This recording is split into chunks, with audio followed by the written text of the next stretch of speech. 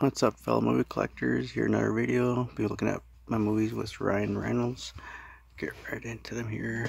First one I have here is Finder's Fee. The first one I have is National Lampoon's Van Wilder.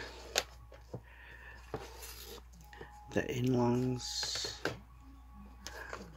Blade Trinity, Smokin' Aces, The Nines. Good to watch that one. Fireflies in the Garden, Chaos Theory, X-Men Origins Wolverine, The Proposal, Paperman, Adventureland, Buried, Change Up, Green Lantern, Ted, Safe House, Turbo, The Croods,